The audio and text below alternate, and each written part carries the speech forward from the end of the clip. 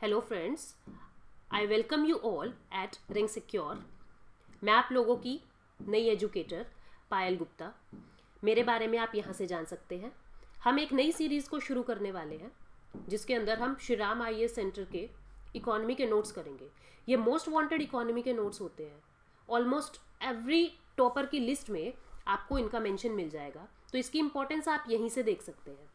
और कुछ जानकारी मैं आप लोगों को दे दूं, अगर आप में से कोई भी अनअकैडमी का प्लस सब्सक्रिप्शन लेना चाहता है तो डिस्काउंट के लिए आप लोग रेफरल कोड यूज़ कर सकते हैं। रेफरल कोड है रैंक 10, RANK रैंक 10 10। तो यहाँ पे आपको डिस्काउंट मिलेगा इस रेफरल कोड को यूज़ करने पे।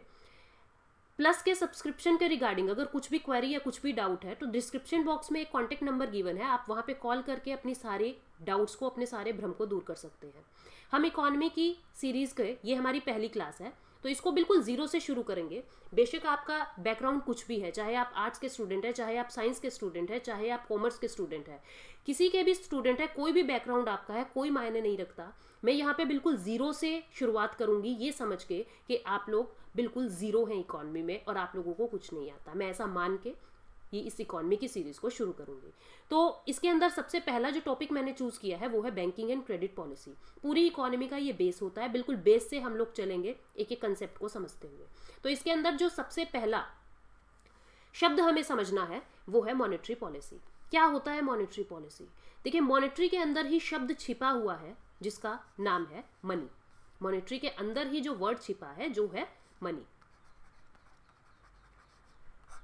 तो पूरी मॉनेटरी पॉलिसी में हम मनी की सप्लाई का उतार चढ़ाव देखेंगे। कुछ ऐसी परिस्थितियां, कुछ ऐसी सिचुएशंस आएंगी जहां पे मनी की सप्लाई को बढ़ा दिया जाता है, कुछ ऐसी सिचुएशंस हैं जहां पे मनी की सप्लाई को कम कर दिया जाता है। तो इस मनी सप्लाई के कम ज़्यादा होने को ही मॉनेटरी पॉलिसी कहते हैं। कौन इसे प्रिपेयर करता है, कब कम करना है, कब ज़्यादा करना है, ये पूरा हम आज की इस सीरीज़ में पढ़ेंगे। और मॉनेटरी पॉलिसी किस किस चीज़ को इफेक्ट करती है? देखिए, ये इफेक्ट करती है इन्फ्लेशन को, ग्रोथ ऑफ इकोनॉमी को और एम्प्लॉयमेंट को, और बहुत सारी ऐसी चीज़ें हैं जो एक दूसरे से इंटर रिलेटेड है। हमें समझना है कि कैसे ये सारी टर्म्स एक दूसरे से इंटर रिलेटेड है। अभी तक देखिए हमें क्या समझ आया है कि मॉनेटरी पॉलिसी क्या है? मनी सप्लाई के कम ज़्यादा होने को हम मॉनेटरी पॉलिसी कहते हैं। अब इस मनी सप्लाई के कम ज़्यादा होने से बहुत सारी चीज़ें हैं जो इफेक्ट हो रही है, जैसे इन्फ्लेशन इफेक्ट हो रहा है, जैसे ग्रोथ, जीडीपी भी हम कह सकते हैं मॉनेटरी पॉलिसी पे डिपेंडेंट होती है। एम्प्लॉयमेंट पूरी तरीके से यहाँ पे डिपेंडेंट होता है। किस समय इंटरेस्ट रेट कम होंगे, किस समय इंटरेस्ट रेट ज़्यादा होंगे, वो सब कुछ क्रेडिट पॉलिसी, मॉनेटरी पॉलिसी से रिलेटेड है। हमें जानना है कि कैसे ये सारी टर्म्स एक दूसरे से इंटर रिलेटेड है। तो वन बाय वन इन सब चीज़ों को समझते हैं। देखिए, मैं सबसे पहले आपको मनी के बारे में थोड़ा सा बता दूँ। मनी क्या है? आप सब लोग जानते हैं, देखते हैं, यूज़ करते हैं, लेकिन अगर हमको डेफिनेशन के अंदर इसे समझना हो तो क्या है मनी? एनीथिंग, मतलब मनी क्या है? मीडियम ऑफ एक्सचेंज है। मीडियम ऑफ एक्सचेंज है। इसका क्या मतलब हुआ? मान लीजिए आप लोगों को बुक्स चाहिए। बुक्स किस चीज़ के बदले मिलेगी? मनी के बदले मिलेगी। आप लोगों को मिल्क चाहिए, मनी के बदले में मिलेगा। आप लोगों को वाटर बॉटल चाहिए, मनी के बदले में मिलेगा। तो इस दुनिया के अंदर कोई भी मटेरियलिस्टिक थिंग किसके बदले में मिलेगी? मनी के बदले में मिलेगी। तो इस तरीके से इसकी डेफिनेशन क्या हुई? Medium of exchange. इसके बहुत सारे प्राइमरी और सेकेंडरी फंक्शन होते हैं। फ्यूचर की क्लासेस में हम उन फंक्शंस को भी समझेंगे, लेकिन उससे पहले हमको ये जानना ज़रूरी है कि आज का पैसा, आज की मनी जो हम यूज़ कर रहे हैं, क्या हमेशा से ही ऐसा मनी था? क्या यही कागज़ की फॉर्म में या कॉइन के रूप में हम इन मनी को यूज़ करते थे? तो थोड़ा सा हम यहाँ पे समझ लेते हैं कि जो मनी आज हम यूज़ कर रहे हैं वो बहुत बाद में आया है। सबसे पहले दुनिया के अंदर क्या चलता था? बार्टर सिस्टम चलता था। और आज भी कहीं कहीं आप इन चीज़ों को देख रहे होंगे। जैसे कुछ गलियारे, कुछ मोहल्ले ऐसे हैं जहाँ पे हमारे हेयर्स लेके जाते हैं, सिर के बाल लेके जाते हैं, और बदले में हमें कुछ सामान दिया जाता है। कुछ बकेट्स दे देते हैं या कुछ भी शोपीस दे देते हैं। तो मतलब हमारे हेयर्स के बदले कुछ सामान दिया जाता है। वो एक बार्टर सिस्टम ही है। इसके अंदर क्या होता है? आप एक कमोडिटी मतलब कोई भी एक कमोडिटी ए को देते हो और दूसरी कमोडिटी बी को आप लोग ले लेते हो, यानी ट्रांसफर कर लेते हो। क्या है ये? Commodity to commodity exchange. कोई भी एक चीज, ए के पास मान लीजिए पेन है, बी के पास पेंसिल है, इन दोनों ने एक दूसरे के साथ एक्सचेंज कर लिया, इसे क्या कह दिया? Barter system. अब बार्टर सिस्टम बहुत समय तक चला और अब फिर से द हिंदू के करंट अफेयर्स के अंदर आप पढ़ते होंगे कि एक इंस्टेक्स बार्टर सिस्टम आ रहा है, या अलग अलग तरह की service to service exchange system चलाया जा रहा है। वो सब कुछ बार्टर सिस्टम पे ही आधारित है। बार्टर सिस्टम की खासियत क्या थी? हमको एक्सचेंज रेट की चिंता करने की जरूरत नहीं थी, क्योंकि एक्सचेंज रेट कोई किसी चीज के बदले बढ़ रहा है घट रहा है इस चीज की फिक्र करने की जरूरत नहीं थी। लेकिन इसके अंदर प्रॉब्लम ये आ रही थी कि हर इंसान की इच्छा मिल जाए ये जरूरी नहीं था। यानी क्या प्रॉब्लम थी? डबल बॉन्ड्स ऑफ कोइंसिडेंस की दिक्कत आ रही थी। डबल बॉन्ड्स ऑफ कोइंसिडेंस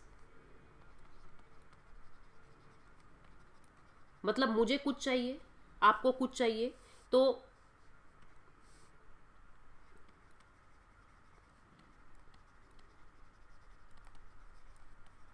ये इसकी सबसे बड़ी प्रॉब्लम थी, डबल बॉन्ड्स ऑफ कोइंसिडेंस। इसमें क्या होता है? फॉर एग्जाम्पल, ये कोई पर्सन ए है, यहां कोई पर्सन बी है। ए पर्सन के पास पेन है, बी के पास पेंसिल है।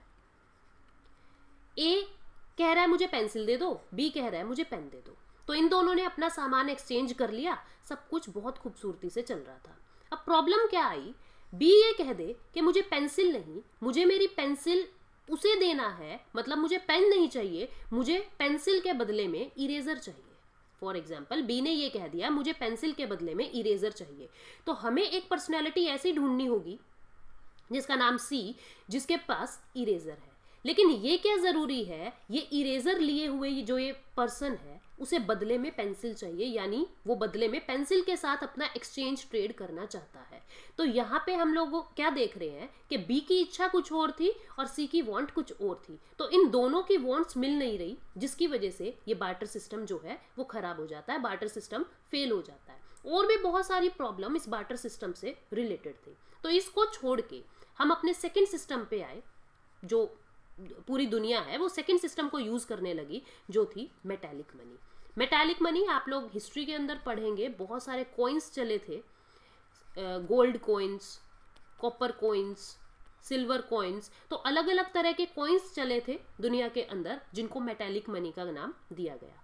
उसके बाद आया आपका बैंक मनी, या मैं कहूँ पेपर मनी। उसके बाद यूज होने लगा पेपर मनी, वो पेपर मनी जो आप आज देख रहे हैं। इसके एक और कदम दुनिया आगे बढ़ी और यूज क्या होने लगा? Plastic money. यूज होने लगा प्लास्टिक मनी। प्लास्टिक मनी क्या होता है? जो आपके डेबिट और क्रेडिट कार्ड होते हैं, ठीक है, डेबिट और क्रेडिट कार्ड, ये प्लास्टिक मनी थी। फिर इसके अंदर भी कुछ लूप होल्स देखे गए और प्लास्टिक मनी से एक और कदम हम आगे बढ़े, जिसका नाम है बिटकॉइंस, जो आज की दुनिया में आप कहीं कहीं फिर से सुन रहे होंगे करंट अफेयर के न्यूज के करंट अफेयर्स के अंदर कि बिटकॉइंस को फिर से यूज करने की तैयारी भारत भी यूज कर रहा है। भारत भी शुरुआत कर रहा है कि बिटकॉइंस को यूज किया जाए, लेकिन किस तरीके से उसको सेफ बनाया जा सकता है उसके ऊपर हमारे साइंटिस्ट वर्क कर रहे हैं, हमारे इकोनॉमिस्ट वर्क कर रहे हैं कि उसको कैसे सेफ और सिक्योर बनाया जा सकता है। तो हम लोगों ने मनी के बारे में क्या जानकारी ली है कि सबसे पहले बार्टर सिस्टम आया है, उसके बाद मेटालिक मनी आई है, उसके बाद बैंक मनी या पेपर मनी आया है, then plastic money, and then we moved to bitcoins. तो अब यहां पे देखो, मनी की सप्लाई को कंट्रोल करना ही मॉनेटरी पॉलिसी है और इन सब चीजों के ऊपर प्रभाव पड़ता है।